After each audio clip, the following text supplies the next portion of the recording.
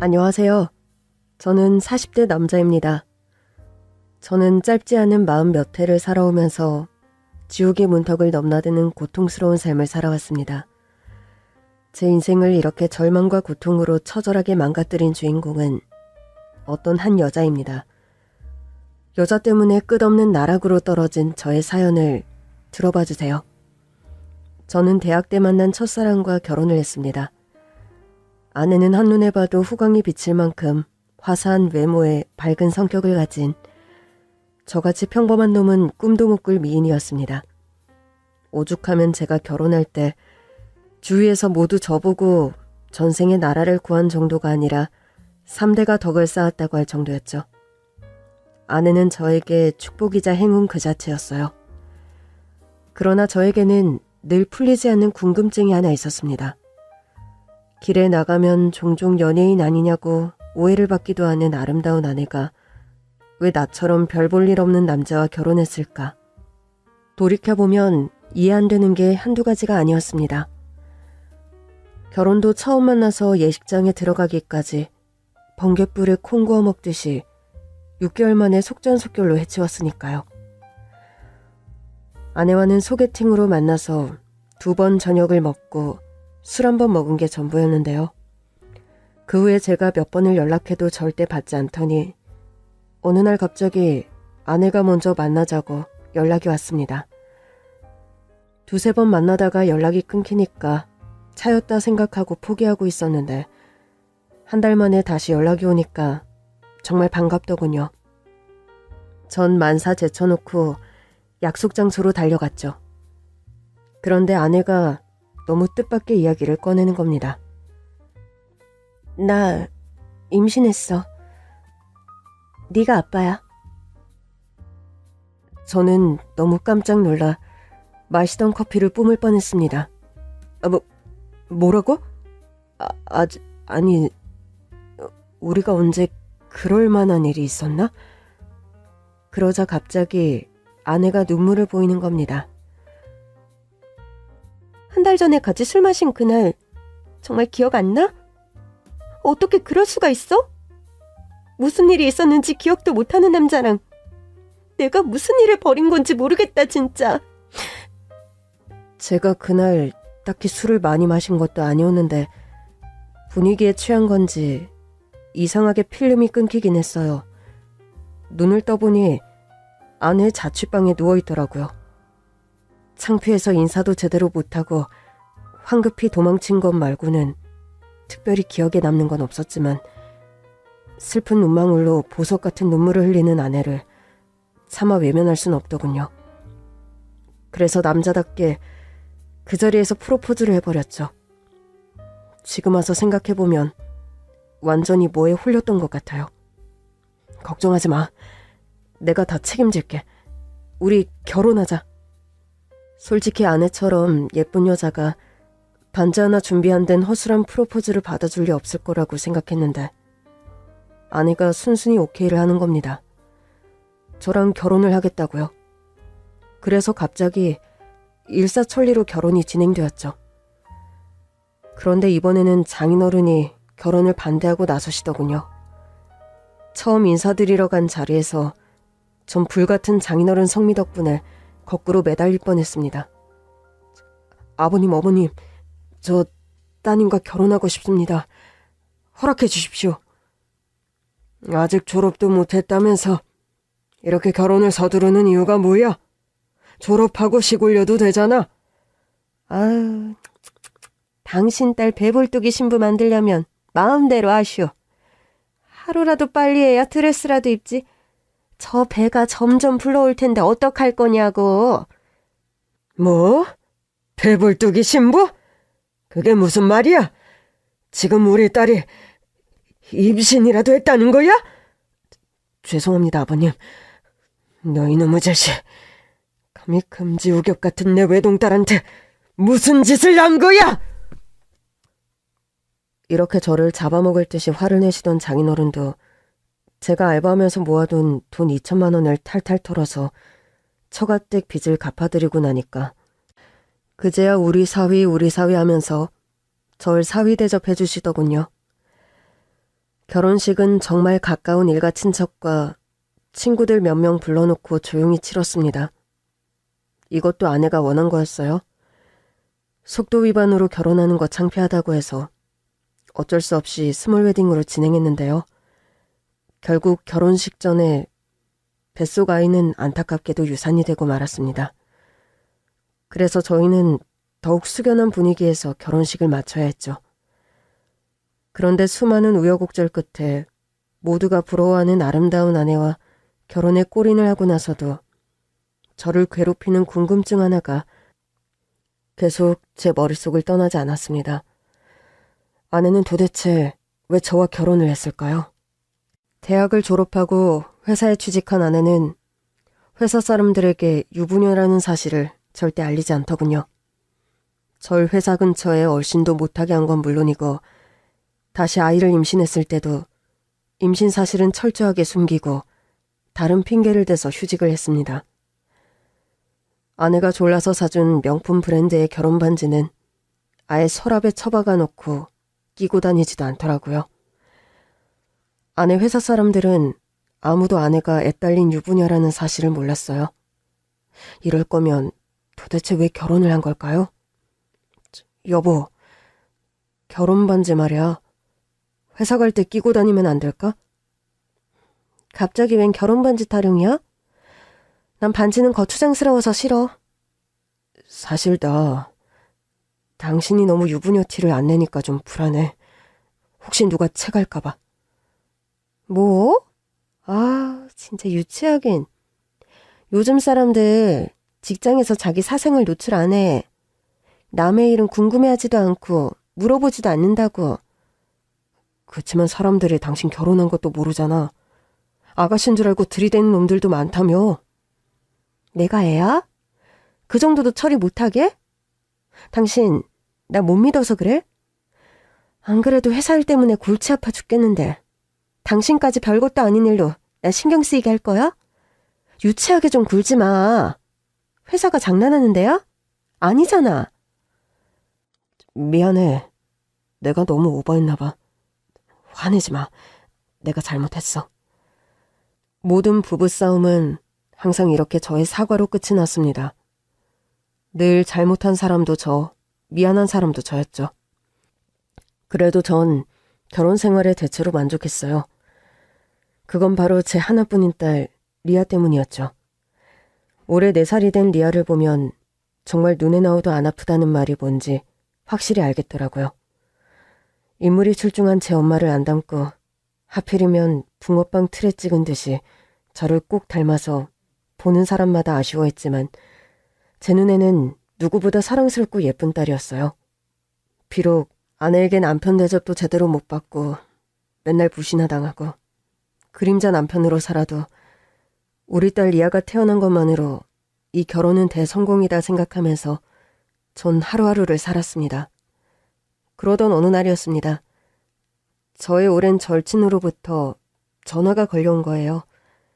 서로 친하긴 해도 평소에 자주 연락 주고받는 살가운 성격은 아니라 서로 생일 때나 한 번씩 안부 전화를 하는 친구인데 생일도 아닌데 갑자기 연락이 온 겁니다. 전 무슨 일인가 싶어 얼른 전화를 받았죠. 오랜만이네? 오늘 내 생일 아닌데 무슨 일이냐? 야, 지금 이렇게 시답잖은 농담이나 하고 있을 때가 아니야. 왜? 무슨 일인데 그래? 내가 오늘 낮에 뭘 봤는지 아냐? 아이, 기가 막혀서. 재수씨가 왜 낯선 남자랑 모텔에 들어가더라? 뭐? 우리 집사람이 모텔에 들어갔다고? 그래. 그러게 내가 뭘 했냐? 예쁜 여자는 인물값 한다고 조심하라고 했지.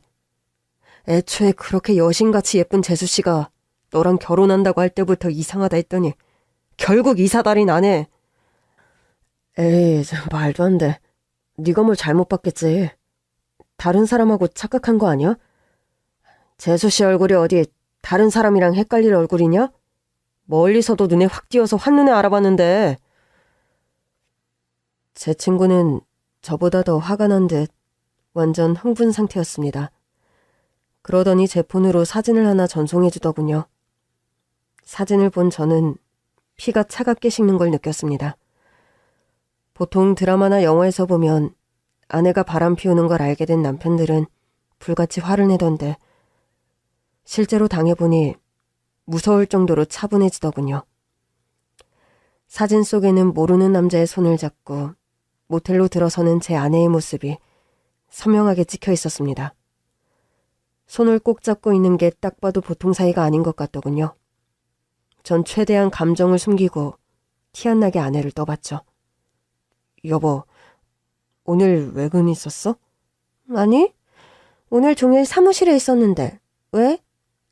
아니, 그냥 누가 당신 닮은 사람 본 것 같다고 해서. 뭐야, 또 어디서 뭔 소리를 듣고 와서 난리야? 내가 외근 나가는 거 봤어? 아내의 말은 명백한 거짓말이었습니다. 아내가 모텔 들어가는 사진에 박힌 오늘 날짜와 시간을 똑똑히 봤거든요. 아내는 바람이 난 게 분명했습니다. 그날 밤 저는 아내가 잠든 틈을 타서 아내의 휴대폰을 열었습니다. 불륜의 증거가 전부 그 휴대폰 안에 다 들어있었어요. 전 휴대폰에서 아내와 상간남이 주고받은 메시지와 통화 내역, 그리고 사진들을 확보했습니다. 남들은 사설 탐정한테 의뢰도 하고 미행도 하고 불륜 증거를 잡기 위해서 돈과 시간을 쏟아붓는다고 하던데 전 맥 빠질 정도로 수월하더군요. 아내는 휴대폰에 고스란히 남겨진 증거들을 지우려는 노력조차 하지 않은 겁니다.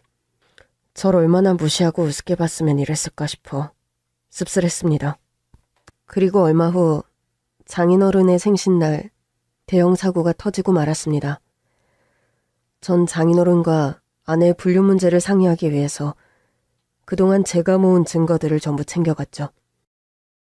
마음 같아서는 바로 이혼하고 싶었지만 어린 리아를 엄마 없는 아이로 만들고 싶진 않았어요. 그래도 불륜 사실을 아예 없던 일로 하고 덮어버릴 수는 없어서 장인어른께만 말씀드리고 앞으로 어떻게 하면 좋을지 의논을 하려고 했던 겁니다. 그런데 예약한 식당에 들어서니 너무나 뜻밖의 인물이 장인어른 옆에 앉아있지 뭡니까? 김서방 왔나? 우리 사위 어서 오게. 일 끝나고 바로 오느라 피곤했겠네. 아닙니다, 장인어른. 그런데 이분이 어떻게 여기에? 그 사람은 바로 아내의 불륜 사진 속에서 봤던 상간남이었습니다. 내가 뭘 잘못 본 건가 싶어서 다시 한번 쳐다봤지만 아무리 봐도 틀림없는 상간남이었습니다. 갈아먹어도 시원치 않을 그놈의 얼굴은 수십 번 수백 번을 들여다봐서 이미 머릿속에 각인되어 있었거든요. 미치지 않고서야 상간남이 우리 가족 모임에 왜 나타난 걸까 혼란스럽던 그때 아내가 가증스럽게 거짓말을 꾸며대더군요. 나랑 진짜 친한 친구인데 아빠 생신 축하해드리고 싶다고 해서 같이 온 거야. 반갑습니다. 하태석이라고 합니다. 미정이한테 남편분 얘기 정말 많이 들었습니다. 상간남은 뻔뻔하게도 저에게 악수를 청하더군요. 저를 얼마나 호구로 생각했으면 이따위 짓을 벌였을까요? 정말 분노가 치밀어서 참을 수가 없더군요. 그래서 전 아내와 상간남 둘 다 그 자리에서 끝장을 내버리기로 결정했죠. 하태석 씨, 제 아내랑 정말 많이 친한가 봐요. 둘이 같이 모텔을 드나들 정도면. 모텔 소리에 아내가 기겁을 하더군요. 당신, 그게 무슨 소리야? 모텔이라니 미쳤어? 미친 건 당신이지. 여기가 어디라고 저놈을 데려와? 왜? 나랑 이혼하고 저놈이랑 새로 결혼이라도 하게? 그래서 장인 장모님한테 허락이라도 받으려고 데려온 거야? 아니면 내가 얼마나 호구인지 보여주려고 데려온 건가?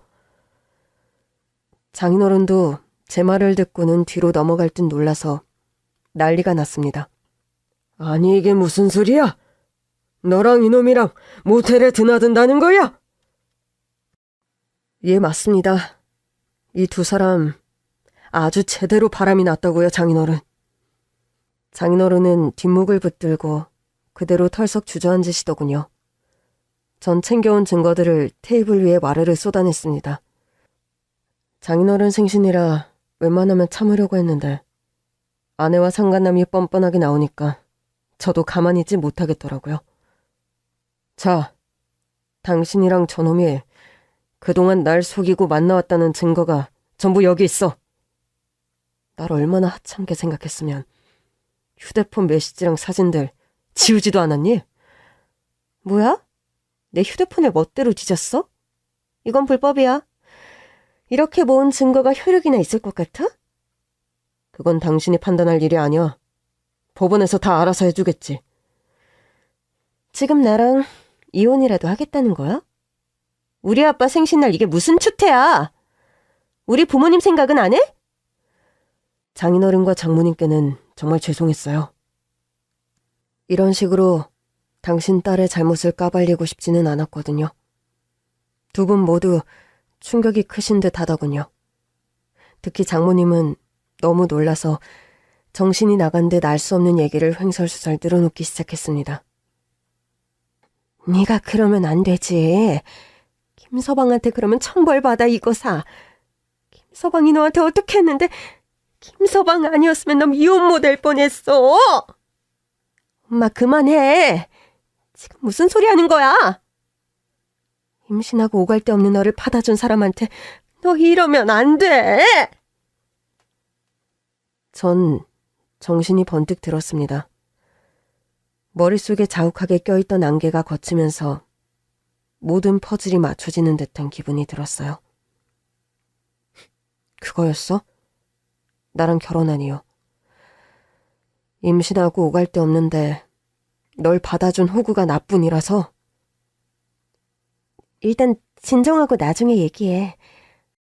나 사실 결혼할 때부터 지금까지 늘 의문이었어. 그때 뱃속에 있다 유산된 아이. 내 애가 맞긴 했어? 그리고 저는 절대로 해서는 안 될 말까지 해버리고 말았습니다. 두고두고 가슴을 치고 머리털을 쥐어뜯으며 후회하고 또 후회하는 그 말. 제 인생을 절망의 구렁텅이로 몰아넣은 바로 그 말을 내뱉고 만 것이죠. 리아는 내 애 맞아?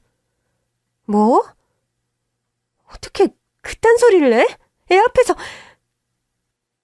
어른들 싸움에 영문도 모르고 잔뜩 주눅 들어있던 리아가 제 이름을 알아들었는지 갑자기 울기 시작했습니다. 상간남은 싸움의 주제가 자기에게서 비껴간 틈을 타 도망치려고 주섬주섬 짐을 챙기며 자리에서 일어나더군요. 일단 난 빠지는 게 좋겠어. 오늘은 내가 나를 잘못 잡은 것 같네. 미정아, 다음에 다시 연락하자. 그런데 미꾸라지처럼 빠져나가려는 상간남의 팔을 아내가 붙들고 늘어지더군요. 기다려, 태석씨. 나도 같이 가. 이제 나도 저 인간이랑 도저히 같이 못 살아. 자기 자식을 의심이나 하는 저런 놈이랑 어떻게 애를 키우면서 살겠어? 나 떠날 거야. 엄마, 아버지, 죄송해요. 제가 곧 연락드릴게요. 아내는 저를 잡아먹을 듯 무섭게 노려보고는 울고 있는 리아를 번쩍 안아들더니 상간남을 따라 뒤도 안 보고 식당을 나가버렸습니다. 그땐 몰랐습니다. 그게 아내의 마지막이 될 줄은요. 아내가 장인어른의 생일 파티를 쑥대밭으로 만들어 놓고 떠난 지 며칠이 지났을 무렵 저는 너무나도 충격적인 전화 한 통을 받았습니다. 여보세요? 김성수 씨 되십니까? 그런데요? 어디시죠? 여기 경찰서입니다. 확인할 게 있어서 연락드렸어요. 네? 경찰이요? 무슨 일 때문에 그러시죠? 경찰서란 소리에 불길한 예감이 확 스치더군요. 호흡이 빨라지고 심장이 쿵쾅거렸습니다. 전 직감했죠. 아, 아내에게 뭔 일이 났구나. 그리고 슬픈 예감은 틀리지 않았습니다. 정미정 씨 아시죠? 관계가 어떻게 되십니까? 저희 집사람인데요.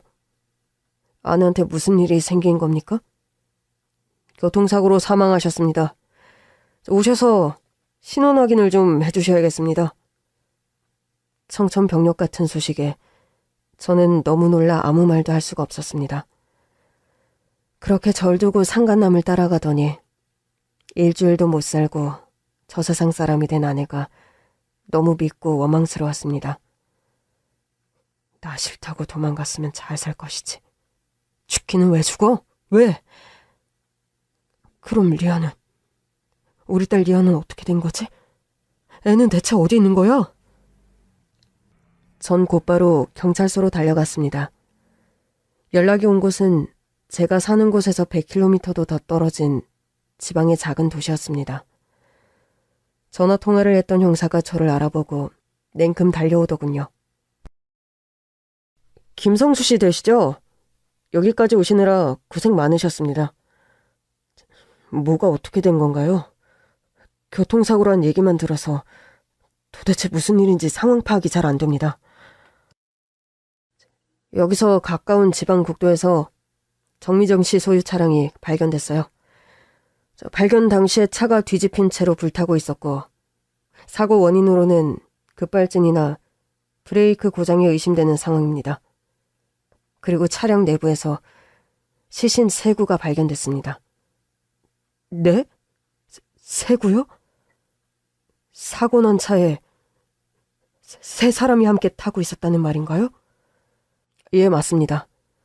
일단 신분증이랑 소지품으로 운전석에 타고 있던 사람이 정미정 씨라고 추정하고 있고요. 나머지 2분은 지금 신원 파악 중인데 훼손이 워낙 심해서 신원 파악이 어려워요. 누군지 아예 파악이 안 되는 겁니까?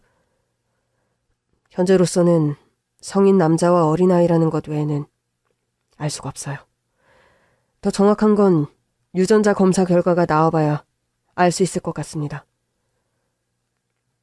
어린아이라는 말에 전 몸 안의 피가 모두 말라붙어 심장이 쪼그라드는 느낌이었습니다. 그때 형사가 저에게 무언가를 건네더군요. 이것 좀 확인해 주시겠습니까? 사고 차량 뒷좌석에서 발견된 겁니다. 혹시 이런 물건 보신 적 있으세요? 형사가 보여준 것은 금속으로 된 어린이용 캐릭터 팔찌였습니다. 아이의 이름과 보호자의 연락처를 새겨넣은 평범한 디자인의 팔찌였죠. 전 마음속으로 미친 듯이 기도했습니다. 제발 내가 아는 그 이름이 새겨져 있지 않기를 간절히 빌고 또 빌었죠. 그리고 두려운 마음으로 팔찌를 살펴보고는 곧바로 절망에 빠지고 말았습니다. 팔찌에는 이름 3글자가 선명하게 새겨져 있더군요.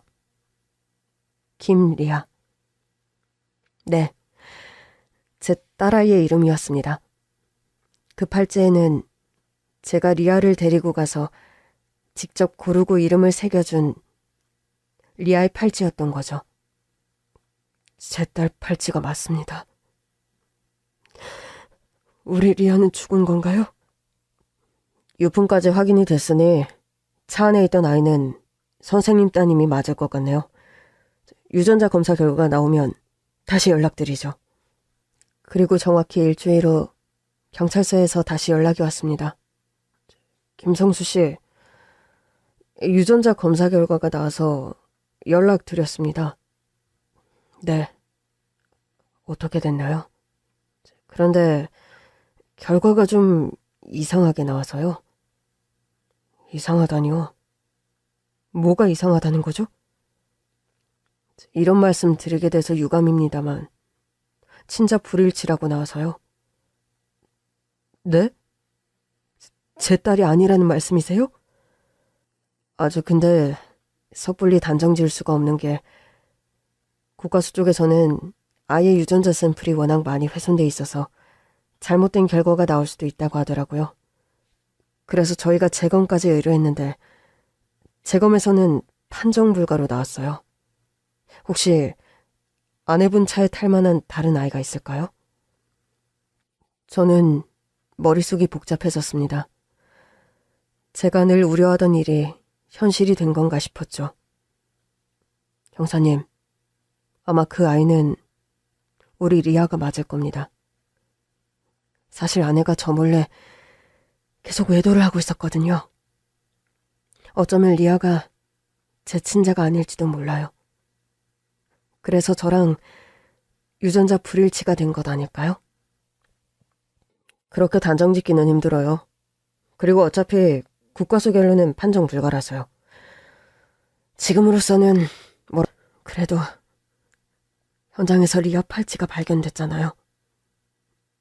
그 아이 우리 리아 맞습니다. 불쌍한 리아. 아빠가 미안해. 솔직히 아내가 세상을 떠난 건 어쩔 수 없는 일이라 생각하고 받아들일 수 있었어요. 아내의 사고는 정말 안타까운 불행이지만 본인이 저지른 일이니 제가 뭐 어쩌겠어요. 게다가 저 싫다고 상간남이랑 도망가다 글이 든 거잖아요. 하지만 우리 리아는 가여워서 견딜 수가 없었어요. 4살밖에 안 된 어린 것이 부모 잘못 만나 비참하게 생을 마감하다니. 말 그대로 단장의 슬픔이라는 것이 뭔지 알겠더군요. 창자가 끊어질 듯한 고통 속에서 전 아내와 딸아이의 장례를 치렀습니다. 그런데 장례가 끝나고 장인어른과 장모님이 저한테 너무 모진 말씀을 하시는 겁니다. 김서방, 리아랑 유전자 검사 결과가 불일치로 나왔다지? 그럼 리아가 자네 딸이 아니라는 얘기잖아. 자네한테 뭐라고 사과해야 할지 모르겠... 장인어른, 리아가 제 딸이 아니라니요. 그런 말씀 마세요. 유전자 검사 결과는 친자 불일치가 아니라 판정 불가로 나왔습니다. 그리고 유전자 검사 결과랑 상관없이 리아는 제 딸이에요. 누가 뭐래도 하나뿐인 제 딸이라고요. 제가 사랑으로 길렀으니까 유전자는 아무래도 상관없습니다. 그래도 이제 장례까지 다 치렀으니까 자네는 인간으로 살 도리는 충분히 했어. 앞으로 리아랑 리아임이랑 안 좋았던 기억은 싹 잊고 새 출발하게. 장모님도 참... 저 세상 먼저 간 자식을 싹 잊고 잘 사는 부모가 이 세상에 어디 있을까요? 장모님도 미정이 못 잊으시잖아요. 우리야 자식 잘못 키운 죄값을 받는다지만 아무 잘못도 없는 자네는 무슨 죄야. 김서방은 우리 딸이랑 같이 산 시간들 싹 다 잊고 행복하게 살아야지. 행복이요? 제가 과연 행복해질 수 있을까요? 장모님, 전 하루에도 몇 번씩 그날 일이 떠올라요. 장인어른 생신날, 비정이가 리아를 안고 나가버린 그 순간이요. 제가 그때 괜한 말을 해서 리아가 울었잖아요. 응? 그때 자네가 뭐라고 했는데 그때 워낙 정신이 없어서 기억도 잘 안 나. 리아가 진짜 제 딸 맞냐고 제가 그렇게 심한 말을 했습니다. 그 말 듣고 미정이가 화내면서 리아를 안고 나가버린 거고요. 그때 제가 그 얘기만 안 했어도 집사람이 리아를 그렇게 데리고 나가지는 않았을 텐데 이 모든 게 다 제 잘못인 것 같아서 정말 미치겠습니다. 아니 그게 왜 자네 잘못이야? 그런 생각 말어. 아니에요. 제가 잘했으면 비정이가 한눈 팔 일도 없었을 텐데 우리 리아도 이렇게 먼저 가지도 않았을 텐데 다 제가 못난 탓이에요. 죄송합니다. 아니야. 자네 잘못 아니야. 가여운 사람을 어찌할꼬. 저는 그날 장모님과 장인어른을 끌어안고 한참 동안 울음을 쏟아냈습니다. 그런데 아무리 울음을 토해내도 제 안의 슬픔과 죄책감은 사라지지 않더군요. 아내와 딸아이가 함께 살던 집에는 도저히 들어갈 수가 없어서 집을 정리하고 모만한 우일 정도의 작은 원룸을 하나 얻었습니다. 그리고 아무것도 하지 않고 그저 죽은 사람처럼 누운 채로 계속 아내가 아이를 안고 나가던 과거의 그 순간만 떠올리고 또 떠올렸죠. 할 수만 있다면 과거로 돌아가 리아가 내 딸 맞냐고 다그치던 제 입을 틀어막고 싶었습니다. 전 과거의 시간에 갇혀서 후회와 자책으로 매일매일을 고통 속에 흘려보냈습니다. 저는 원래 경호학과를 나와서 큰 회사 건물의 보안요원으로 일하고 있었는데요. 하루 이틀 병가를 내고 회사를 쉬다가 결국은 사표를 내고 말았습니다. 몸을 일으키는 것도 밥을 삼키는 것도 힘든데 출근을 하는 건 불가능했죠. 저는 그저 좁은 원룸 방구석에 누워서 끊임없이 과거를 떠올리며 괴로워하다가 안주도 없는 깡소주를 들이킨 다음 잠에 빠졌고 깨어나면 다시 과거를 떠올리기를 반복했죠. 아무 의욕도 희망도 없는 삶을 계속하다 보니 결국 저는 폐인이 되어 있더군요. 그렇게 완전히 망가진 채로 10년의 세월을 보낸 어느 날이었습니다. 여느 때처럼 술에 취해 잠이 들었다가 전 소스라치게 놀라며 눈을 떴습니다. 항상 술에 찌들어서 잠들었기 때문에 꿈을 꿔본 지가 언제인지 기억조차 없던 저인데 그날따라 꿈 내용이 생생하게 기억난 겁니다. 꿈속에서 저는 양복을 말끔히 차려입은 깨끗한 모습이었습니다. 거울 앞에서 옷매무새를 만지고 있었는데 오랜만에 보는 깔끔한 모습이 너무 낯설어서 꿈속의 제가 아닌 것 같더군요. 그때 하얀 옷을 입은 웬 여자가 나타난 겁니다. 생전 처음 보는 얼굴이었는데 그 여자는 흰 드레스를 곱게 차려입고 있더군요. 주변을 둘러보니 꿈속의 장소는 결혼식장이었고 흰 드레스의 여자는 아마 신부인 모양이었습니다. 그런데 신부가 대뜸 저에게 말을 거는 겁니다. 아빠, 빨리 와요. 신부 입장이야. 저는 신부의 한마디에 소스라치게 놀라 잠에서 깼습니다. 잠에서 깬 후에도 아직 꿈속에 있는 듯 정신이 몽롱하더군요.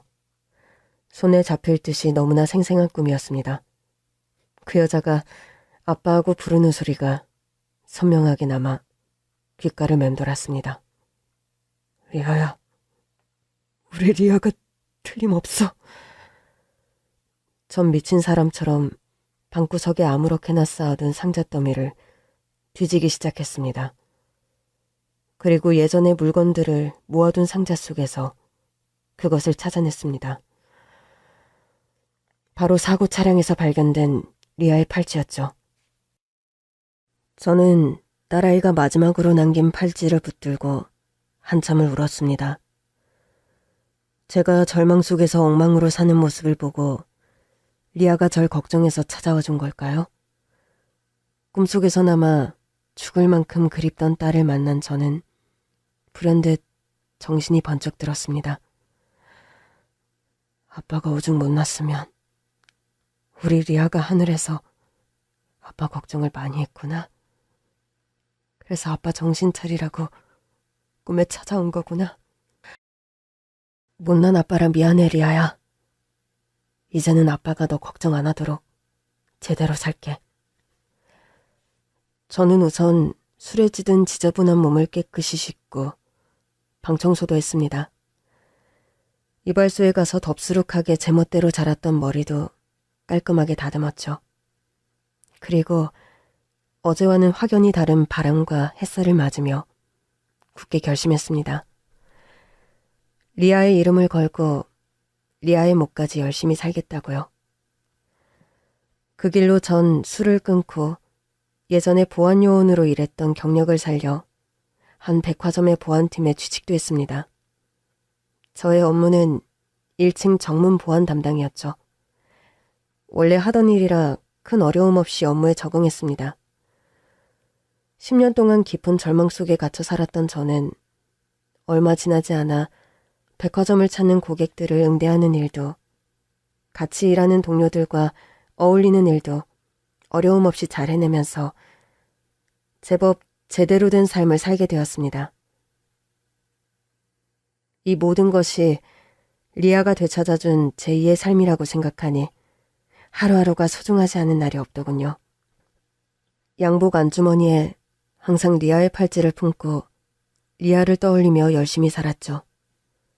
그러던 어느 날 제 인생을 송두리째 뒤흔들어 놓은 엄청난 일이 벌어지고 말았습니다. 그날도 여느 때와 같이 백화점 정문 앞에서 근무를 서고 있었는데요. 눈앞에 제 딸과 똑같이 생긴 아이가 걸어오는 겁니다. 리아야, 너 리아 아니니? 저는 다짜고짜 그 아이를 잡아 세웠습니다. 그리고 그 애를 와락 품에 안고 펑펑 울어버렸습니다. 전 진짜로 죽은 우리 리아가 10년의 세월을 건너서 살아 돌아왔다고 생각했어요. 그 아이는 정말 이목구비는 물론이고 풍기는 분위기까지 제 딸 리아를 고스란히 닮았더군요. 리아야, 우리 리아 맞지? 살아있었구나. 아빠야, 아빠 여기 있어. 그런데 갑자기 제 눈앞에 불꽃이 번쩍하더니 저는 저만치 멀리 나가 떨어지고 말았습니다. 정신을 차리고 고개를 들어보니까 비명을 지르는 여자아이의 엄마와 화가 나서 씩씩대는 아이 아빠가 제 앞에 있더군요. 그 아이의 아빠가 제 뺨을 때린 것이었어요. 당신 뭐야? 미쳤어? 남의 딸 끌어안고 지금 뭐 하는 거야? 누가 신고 좀 해주세요. 우리 아이한테 몹쓸 짓을 하려고 했어요. 여자아이의 부모는 아주 난리가 났습니다. 난데없이 모르는 남자가 자기 딸을 끌어안았으니 놀랄만도 했겠죠.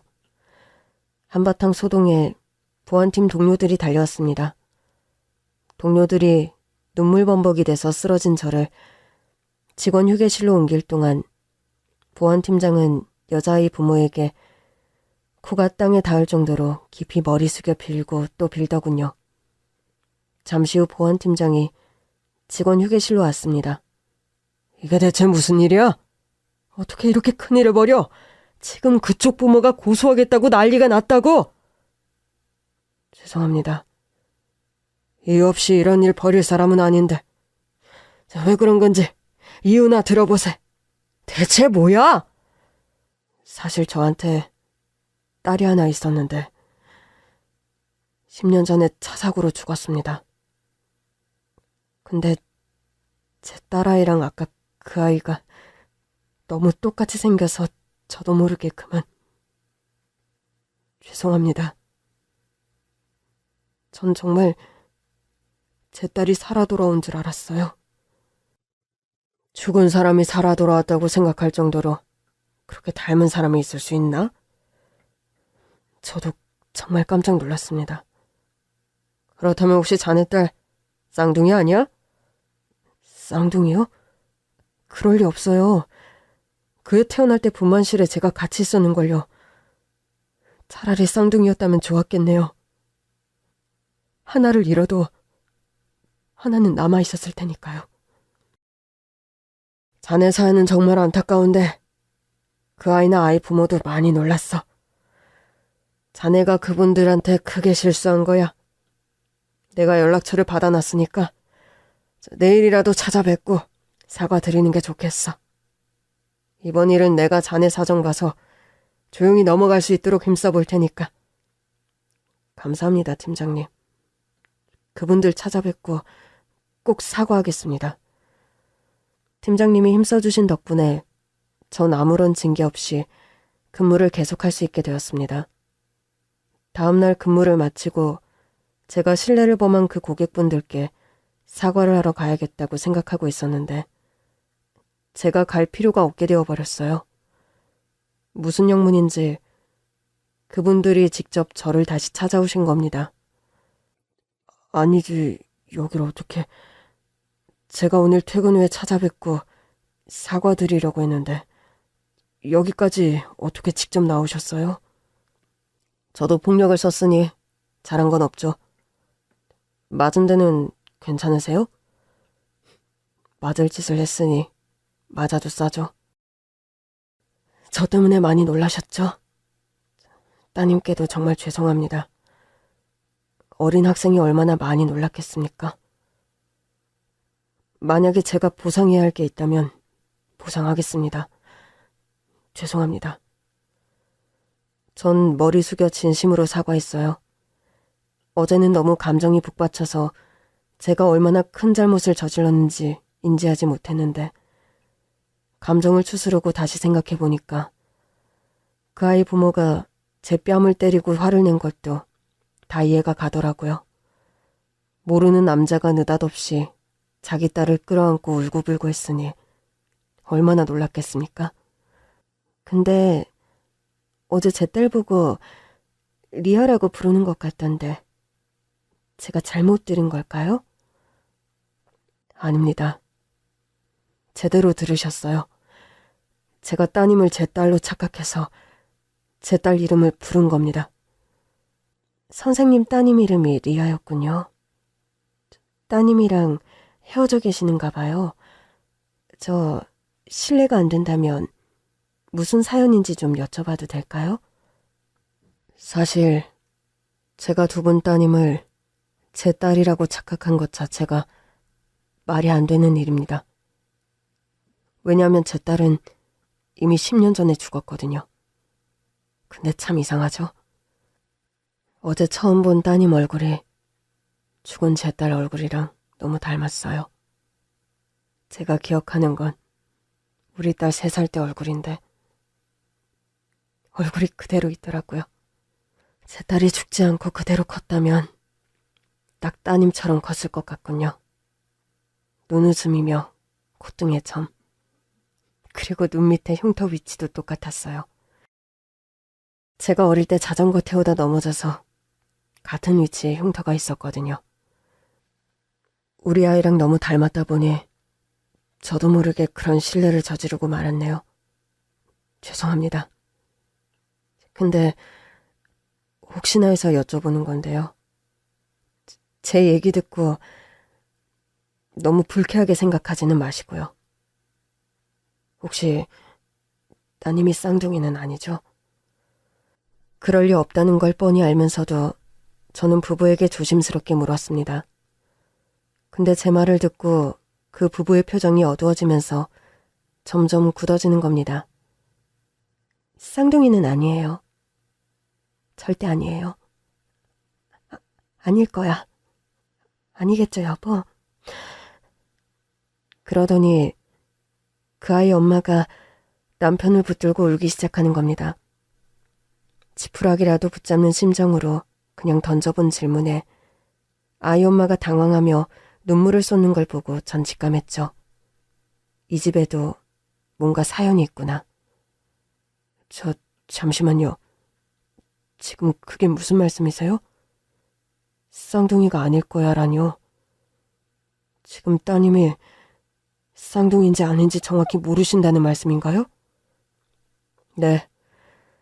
사실 저희 부부도 선생님만큼 기구한 사연이 있습니다. 그리고 여자아이의 아빠가 들려준 이야기는 기적에 가깝도록 놀라운 것이었습니다. 선생님 따님 이름이 리아라고요? 10년 전에 4살 나이로 세상을 떠났다고 하셨죠? 네, 그렇습니다. 지금쯤 살아있다면 14, 5살쯤 됐겠네요. 그렇겠죠. 우리 딸이 딱 그 나이입니다. 그리고 사실 저희는 그 아이를 낳아준 친부모가 아니에요. 네? 뭐라고요? 그럼 어떻게... 저희 딸은 저희가 가슴으로 낳은 딸이에요. 예? 입양한 아이라고요. 10년 전에 저희 부부가 보육원에서 데려왔어요. 머릿속이 아득해지면서 심장이 쿵쾅쿵쾅 요동을 치기 시작했습니다. 생김새뿐만 아니라 나이까지 제 딸을 꼭 닮은 그 아이가 입양된 아이라니. 게다가 리아가 사고를 당할 무렵인 10년 전에 입양됐다고 하니까 이 모든 게 단순한 우연이 아니라는 직감이 왔습니다. 저 실례가 안 된다면 따님이 입양되던 때의 상황 이야기를 좀 들어볼 수 있을까요? 저희 부부는 오랫동안 아이를 가지려고 노력을 많이 했는데 팔자에 자식이 없는 건지 아무리 노력해도 아이가 들어서질 않더군요. 그래서 전국의 보육원을 돌면서 봉사활동을 다녔어요. 좋은 일을 많이 하면 아이를 내려주실까 싶어서요. 그때 지방의 한 보육원에서 우리 딸을 만난 거예요. 보육원에 온 지 얼마 안 된 아이였는데 기록을 보니까 너무 어린 나이에 부모를 잃어버려서 이름도 모르고 나이도 모른다 하더라고요. 그냥 서너 살 정도로 추정된다고만 적혀 있더군요. 그리고 땡땡시 고속도로 휴게소에서 발견되었다고. 전 저와 입양되었다는 이 아이 사이에 어떤 필연적인 운명이 존재한다는 확신이 들었습니다. 아이가 발견된 고속도로 휴게소는 다름 아닌 제 딸 리아가 사고 난 장소와 아주 가까운 곳이었거든요. 게다가 아이의 나이와 발견된 시기, 장소까지 모든 것이 리아와 비슷했습니다. 제가 너무 놀라 아무 말도 못하고 있으니까 그 아이의 부모가 뜻밖의 얘기를 꺼내더군요. 우리 아이는 공개 입양을 했어요. 그래서 자신이 입양된 아이라는 사실을 알고 있습니다. 그런가요? 네. 그리고 저희는 아이의 행복을 위해서 뭐든지 할 준비가 되어 있습니다. 맞아요. 아이가 저희 곁을 떠나게 된다고 해도 친부모 밑에서 더 행복할 수 있다면 친부모를 찾아줄 용의도 있어요. 사실 지금 우리 딸이 밖에 와서 기다리고 있습니다. 직접 만나서 얘기를 한번 해보시겠습니까? 잠시 후 부부의 딸이 모습을 드러냈습니다. 전 아이를 눈앞에서 찬찬히 뜯어봤는데요. 볼수록 리아를 꼭 닮았더군요. 이 아이는 리아라는 생각밖에는 들지 않았습니다. 지난번에는 놀라게 해서 미안하다. 많이 무서웠지? 갑자기 그러셔서 깜짝 놀라긴 했지만 무섭지는 않았어요. 혹시 괜찮다면 고아원에 오기 전에 생각나는 게 있는지 얘기해 줄 수 있니? 글쎄요. 너무 어렸을 때라 자세하게 생각나는 건 없어요. 근데 딱 한 가지 떠오르는 게 있는데요. 엄마랑 차를 타고 어디를 가고 있었는데 엄마가 갑자기 차에서 내리라고 했어요. 그러더니 저를 두고 그냥 가버렸어요. 거기가 제가 발견된 고속도로 휴게소였나 봐요. 전 양복 안주머니에서 팔찌를 꺼냈습니다. 제가 다시 제대로 살기로 결심한 이후에 항상 가슴에 품고 다녔던 리아의 유품이었죠. 혹시 이 팔찌 기억나니? 아이는 눈을 동그랗게 뜨고 한참 동안 팔찌를 들여다보더니 감격스러운 듯이 말을 꺼내더군요. 이거 기억나요. 어릴 때 좋아했던 팔찌 같아요. 이걸 차고 있었던 기억이 나요. 저는 아이의 얘기를 더 이상 들을 새도 없이 그냥 그 아이를 와락 끌어안았습니다. 이에는 의심할 여지가 없이 제 딸 리아였어요. 리아구나. 너 정말 우리 리아 맞구나. 리아가 살아있었어. 내 딸 리아가 살아 돌아왔구나. 하느님 부처님 감사합니다. 제 딸을 돌려주셔서 감사합니다. 네 엄마가 고속도로 휴게소에 널 버리고 가는 바람에 네가 산 거야. 엄마가 널 버려서 네가 사고를 피한 거라고. 무사해서 다행이다. 정말 다행이야 우리 딸. 이렇게 잘 컸구나. 아주 감사합니다. 제 딸을 입양해서 이렇게 잘 키워주셔서 정말 감사합니다. 저는 리아의 양부모님께 감사의 인사를 드렸습니다. 양부모도 리아가 친부모를 찾은 것을 진심으로 축하해 주었어요. 너무 잘 됐다. 친아빠 찾게 된 거 축하해. 아직 실감이 잘 안 나요. 어색하기도 하고 얼떨떨해요. 근데 그럼 전 이제 엄마 아빠랑은 헤어지게 되는 건가요? 그건 아니야. 뭐든지 네가 원하는 대로 할 수 있어. 우리랑 계속 살고 싶으면 우리랑 살아도 좋고 친아빠랑 살고 싶다면 그렇게 해도 좋아. 그래도 영영 헤어지는 건 아니니까 전혀 걱정하지 않아도 돼. 네가 원하면 우리든 친아빠든 언제든지 만날 수 있게 해줄게. 사랑하는 우리 딸, 걱정하지 마. 엄마, 고마워요. 엄마는 영원히 내 엄마야. 저 그래도 확실하게 짚고 넘어가야 하니까 유전자 검사는 해보겠습니다. 아무리 정황상 우리 아이가 선생님 딸이 맞다고 해도 확실한 검증이 필요한 거니까요.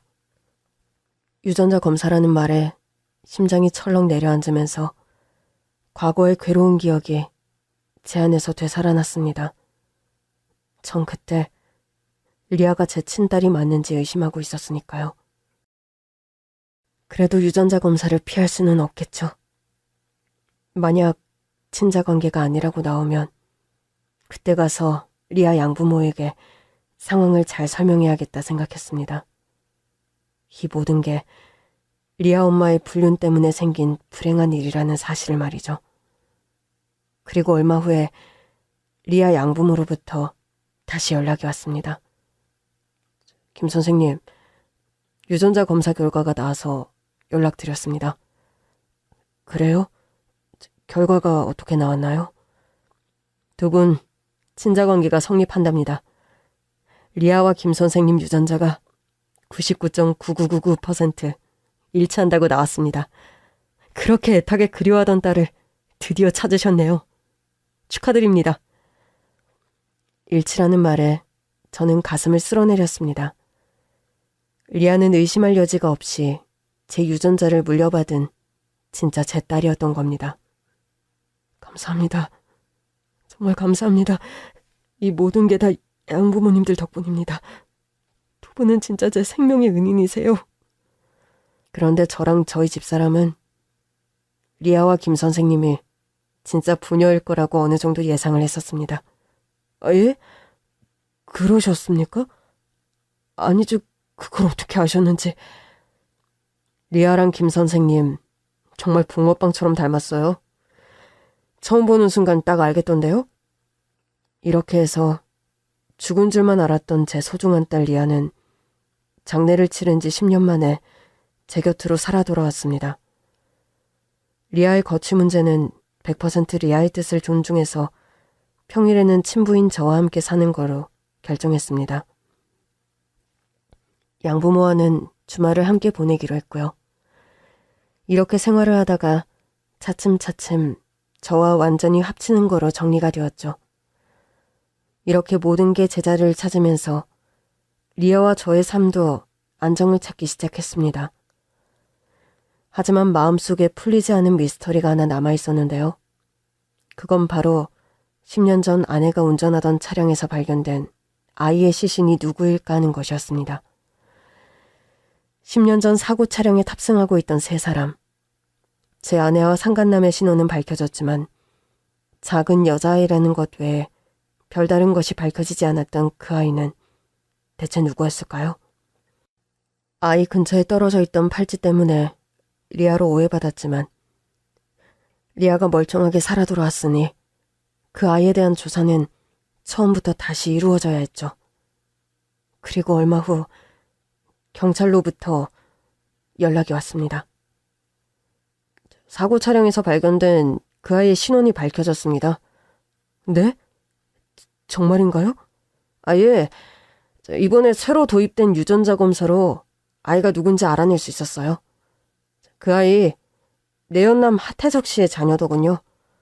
아이 친모도 누군지 모르고 출생신고도 안 돼 있어서 아이의 존재 자체를 몰랐는데 다시 검사해보니까 하태석 씨랑 친자관계가 성립했습니다. 그동안 잘못된 검사 결과 때문에 혼란을 드려서 죄송합니다. 전 허탈하면서도 아내에게 화가 났습니다. 제 자식은 버려놓고 상간남의 아이만 태우고 도망을 가다니요. 대체 무슨 생각으로 리아를 고속도로 휴게소에 버린 걸까요? 그날의 진실은 이제 영원히 알 수가 없겠죠. 전 과거는 모두 덮고 무책임한 어른들 때문에 안타까운 희생을 당한 한 아이의 영혼을 위해 기도했습니다. 이제 저는 제 딸 리아만 보고 열심히 살아가고 있습니다. 헤어져 있던 세월만큼 더 많이 사랑하면서 더욱 행복하게 잘 살 겁니다. 그리고 언젠가 꿈속에서 보았던 모습처럼 곱게 키워서 좋은 짝지어 시집 보내는 게 제 목표죠. 그때가 되면 꿈속에서처럼 예쁜 우리 딸 손 꼭 잡고 결혼식장에 들어갈 겁니다.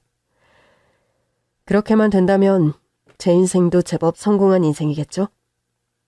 이걸로 제 이야기는 끝입니다. 들어주셔서 감사합니다.